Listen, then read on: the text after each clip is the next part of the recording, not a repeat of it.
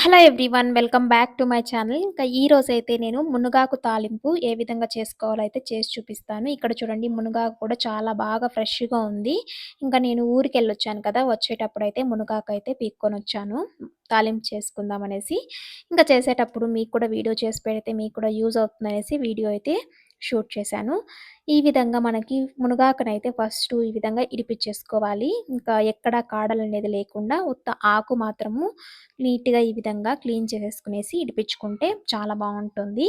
కాడలు వేసుకుంటే గన మనకు తాలింపులో తినేటప్పుడు కొంచెం అంత టేస్టీగా ఉండదు. కాబట్టి ఖచ్చితంగా ఆకులు మాత్రమే నీట్‌గా క్లీన్ చేసుకొని ఈ విధంగా వేసేసుకోవాలి. ఇంకా ఇప్పుడైతే ఆకులంతా ఇడిపిచ్చేసిన తర్వాత వాటర్‌లో వేసుకొని ఒక 2, 3 సార్లయితే నీట్‌గా కడిగేసుకోవాలి. మనకి డస్టు ఇంకా అలాంటి ఏమన్నా మందులు గాని స్ప్రే చేసుంటే గూడా ఈ ఆకుల్లో అంతా నీట్‌గా వెళ్ళిపోతుంది. మేమైతే మందులంతా ఎక్కువ స్ప్రే చేయలేదు ఏమి కూడా. ఇంకా ఇప్పుడైతే దీనికి చెనిగ్గింజల పొడైతే వేస్తాము. చెనిగ్గింజల పొడి ఎలా చేసుకోవాలంటే, ఏంచిన కొద్దిగా చెనిగ్గింజలైతే మిక్సీ జార్‌లో వేసుకొని, అందులో ఒక టేబుల్ స్పూన్ అంత కారం పొడి, కొద్దిగా ఉప్పు, ఇంకా 4, 5 వెల్లుల్లిపాయలు ఇవన్నీ కూడా వేసుకునేసి, కొంచెం కోర్స్ పౌడర్ లాగా అయితే మిక్సీకైతే పట్టేసుకోవాలి. కొంచెం ఎక్కువగా పట్టేసుకుంటే ఒక్కసారి మనకి 2, 3 సార్లు ఏవైనా తాలింపులు చేసినప్పుడైతే నెక్స్టు పొడినైతే మనము వాడుకోవచ్చు. నేనైతే లాస్ట్ టైమ్ చేశాను కాబట్టి ఇప్పుడు ఇదే యూజ్ చేసేసుకుంటున్నాను.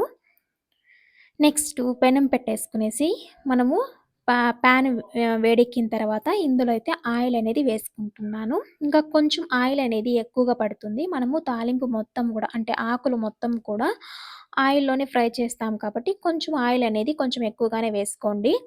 తర్వాత ఇందులోనే ఒక టీ స్పూన్ అంత ఆవాలు వేసుకొని, ఆవాలంతా చిటపటలాడిన తర్వాత ఇందులో ఒక పెద్ద సైజ్ అంతా ఉల్లిపాయ కూడా చిన్నగా కట్ చేసేసుకునేసి ఇందులో అయితే వేసుకుందాము.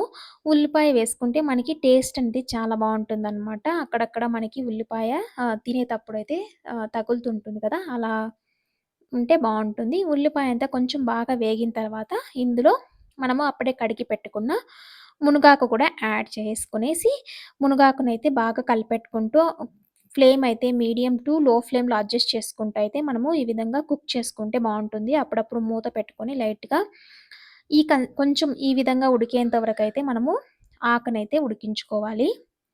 ఇంకా ఈ విధంగా ఉడికిన తర్వాత మనము ఇప్పుడైతే శనగ్గింజల పొడనేది చల్లేసుకోవచ్చు. కొంచెం శనగ్గింజల పొడైతే నేను ఎక్కువగానే చల్లుకుంటాను. మనము ఎక్కువగా చల్లితే ఏమైతుందంటే టేస్ట్ అనేది చాలా బావుంటుందనమాట. శనగింజల పొడి ఎక్కువగా వేసుకోవడం వల్ల. అంటే మనం కొంచెం తక్కువ వేసుకుంటే ఏమవుతుందంటే కొంచెం ఆకనేది వగరు వగరుగా ఉంటుంది గదా! ఆ టేస్ట్ అనేది తెలుస్తుంది. కొంచెం పొడి ఎక్కువగా వేసుకుంటే మనకి కంబైన్డ్‌గా అయిపోతుంది కాబట్టి అంతగా తినేటప్పుడైతే టేస్టీగా ఉంటుంది. ఇంకా శనగింజల పొడి చల్లిన తర్వాత సాల్ట్ చూసుకొని వేసుకోండి. ఆల్రెడీ మనం దీంట్లో వేసాం కాబట్టి నేనైతే వేయలేదు. మీకు సాల్ట్ ఏమన్నా తక్కువుంటే గాని ఈ టైంలో కొద్దిగా యాడ్ చేసుకొనేసి స్టవ్ అయితే ఆపేసుకునేసి ఇంక సర్వింగ్ బౌల్‌లోకైతే తీసేసుకుందాము. ఇక్కడ చూడండి, తాలింపయితే రెడీ అయిపోయింది కదా! చాలా అంటే కొంచెం అక్కడక్కడ ఉల్లిపాయలు, ఇంకా ఈ శనగగింజల పొడి అంతా ఆకులంతా గూడా తెలుస్తున్నాయి. మీకు కావాలంటే ఇంకొంచెం ముందుగా కూడా దించేసుకోవచ్చు. అంతే అండి. చాలా సింపుల్‌గా మనకి ఈజీగా తాలింపయితే క్విక్‌గా అయితే రెడీ చేసేసుకోవచ్చు. ఎక్కువ టైం అయితే పట్టనే పట్టదు. మనకి శనగగింజల పొడి రెడీగా ఉంటే నాకు తెలిసి మాక్సిమం 10 మినిట్స్‌లో అయితే మనకి ఈ తాలింపయితే క్విక్‌గా రెడీ చేసేసుకోవచ్చు. టేస్టీగా ఉంటుంది. ఒకసారి మీరు కూడా ట్రై చేయండి. అంతే అండి. Thank you for watching. Bye. See you in the next vlog.